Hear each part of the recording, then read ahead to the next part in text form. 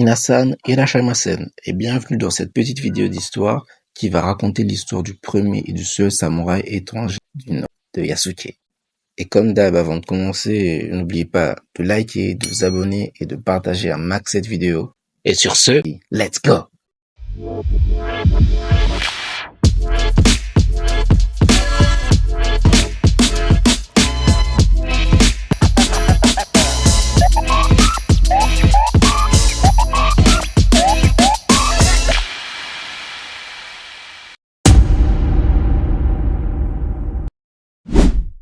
Alors ce qu'il faut savoir, c'est que les informations sur Yasuke sont très rares. Imaginez-vous, on connaît même pas son vrai nom. Les seules informations que l'on a de lui viennent de 3 sources. En premier lieu, on a la confrérie des jésuites. Ce sont des pères que l'église catholique renvoyait pour évangéliser le monde entier. C'était des missionnaires, si je peux dire. Ensuite, on a un écrivain qui a écrit un livre sur Yasuke. Et pour finir, on a le Shinshokoki de Oda Nobunaga, qui relate quelques expériences qu'il a vécues avec Yasuke. Yasuke est donc né en Afrique, précisément en Mozambique, où il est devenu très rapidement esclave. Puis, en septembre de l'année 1574, le père jésuite Alessandro Valignano, un missionnaire italien, décide de le prendre à son service.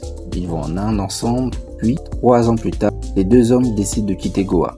Enfin, c'est plus le père qui a décidé de quitter, mais Yasuke entre esclave, il a suivi. Bon, tu connais. Et après avoir fait une petite escale en Malaisie et en Chine, ils arrivent enfin au Japon, plus précisément à Harima sur l'île de Kyushu. Après être arrivés à Kyushu, Yasuke et le père Valignano se rendent à Kyoto, le territoire d'Oda Nobunaga, qui en est le daimyo. Dès son arrivée, Yasuke fait sensation à Kyoto. Les Japonais de Kyoto sont tellement curieux de voir un géant à la peau noire qu'une véritable foule gigantesque débarque devant la propriété des pères jésuites. Ils sont tellement nombreux à se bousculer pour voir ce fameux géant qu'ils finissent par faire céder la porte de la résidence des jésuites. Avec cet incident, un grand nombre de personnes finissent blessées et c'est ainsi qu'Oda Nobunaga apprend l'existence de Yasuke. Après avoir entendu parler de cet homme à la peau noire, Oda Nobunaga veut vérifier par lui-même la véracité de cette information.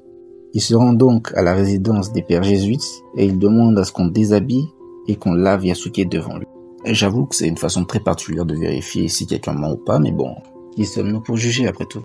Après plusieurs minutes à laver le corps de Yasuke, tout le monde ainsi qu'Oda Nobunaga lui-même se rendent compte qu'il n'y a aucun changement et que la peau de Yasuke reste toujours noire.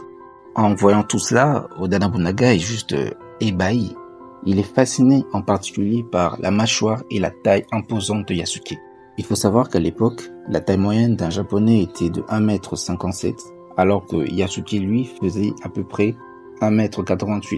Alors, remarquant l'intérêt que Oda Nobunaga avait pour Yasuke, le père Valignano en profite pour gagner quelques points auprès du daimyo et décide d'offrir Yasuke comme tribut à Oda Nobunaga. Ce dernier décrit sa rencontre avec Yasuke dans ses mémoires en disant ceci. Le 23 du second mois, un serviteur noir vint des pays chrétiens.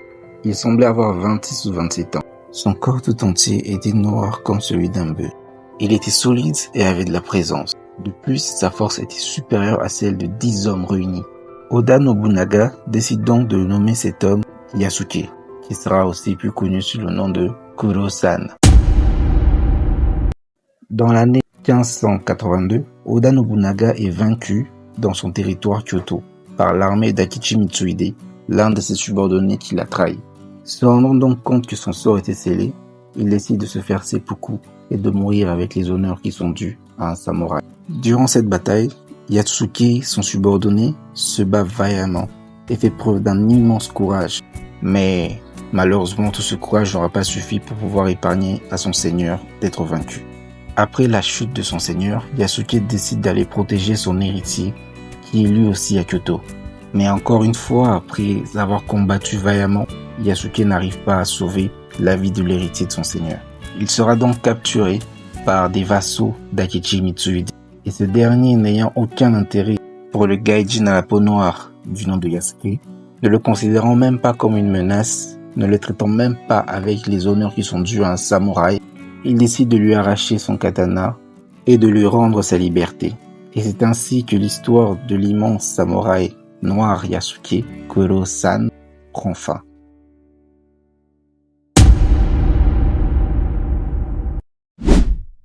Comme vous le savez sûrement, Netflix a récemment, pas si récemment que ça, réalisé une série d'animation basée sur le personnage de Yasuke. Cette série est sortie en 2021. Et franchement, je dois l'avouer, quand l'affiche est sortie avec le synopsis et l'histoire et les trailers qui étaient quand même kiffants, franchement, je m'attendais à un truc de malade. Je m'attendais à aller au 7e ciel avec des trucs de malade, des scènes incroyables et une histoire bien construite. Mais finalement, j'ai vite été déçu. Parce que, hormis quelques flashbacks de Yasuke que l'on peut voir dans l'anime, j'ai trouvé que l'histoire ne le rendait pas honneur. Elle ne rendait pas honneur à cet immense samouraï qu'a été Yasuke. Pour moi, dans l'anime, Yasuke passe presque pour un personnage secondaire. Et la fille qu'il protège dans l'anime, c'est cette petite fille-là qui lui pique son rôle de personnage principal.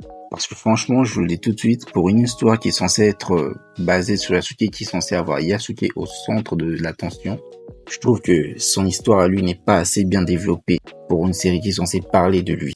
Alors que franchement, ça aurait été vraiment kiffant de voir une histoire bien construite sur Yasuke avec tout ce que je vous ai raconté dans la première partie. Imaginez avec une animation de Mappa, comment Mappa sait faire de dinguerie. Les grandes batailles, parce qu'il y a énormément de grandes batailles qui se sont passées dans l'époque Sengoku, dans l'ère Sengoku plutôt, dans lesquelles Yasuke a participé. Elles auraient été magnifiques si on les avait animées. Mais au lieu de ça, ils ont décidé de faire du SF, ce qui est plutôt nul, je trouve, parce que ils nous ont mis des pouvoirs magiques, une russe qui se transforme en ours, un robot, un marabout, et bien sûr, sans oublier la reine des fourmis dans Solo Leveling. Personnellement, je trouve que toutes ces choses cassent l'image d'un Japon féodal dans lequel Yasuke a vécu. Mais quand même, tout n'est pas à 100% négatif dans l'anime, parce que si je dois donner un bon point, ça serait l'animation. Franchement, Mappa, bravo. Que ce soit les personnages, comment ils sont faits, les détails, le paysage, et surtout les gars, les combats sanglants avec le katana. Waouh, c'était magnifique. Mais franchement, je trouve ça plutôt dommage d'avoir privilégié tout ça, même si c'est franchement bien fait comme je viens de le dire. Je trouve ça dommage d'avoir sacrifié une histoire aussi riche, intéressante et palpitante, qui aurait pu franchement donner quelque chose de magnifique.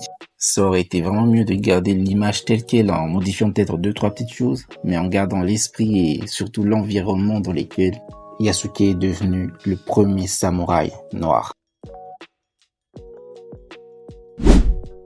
Eh bien, nous voilà arrivés à la fin de cette magnifique histoire. Ce n'est pas vraiment le concept de la chaîne, mais je trouvais que c'était intéressant de me pencher sur ce genre de sujet vu que ça me passionne énormément et que j'ai pris énormément de plaisir à faire ce travail de recherche et en apprendre plus sur le Japon et sur l'histoire de Yasuke, un homme noir comme moi. C'était vraiment très intéressant et palpitant, j'ai vraiment kiffé de le faire. J'espère vraiment que la vidéo vous aura plu et si vous avez des avis ou des remarques à faire, l'espace commentaire il est là pour ça, alors n'hésitez surtout pas à me donner vos avis, je voulais pas dire vos avis, Donc, je répondrai à toutes vos questions. Et je dis un grand merci à toutes les personnes qui sont arrivées jusqu'à la fin de cette vidéo et qui ont écouté ce message. Moi, je vous donne rendez-vous à la semaine prochaine et je vous dis sayonara.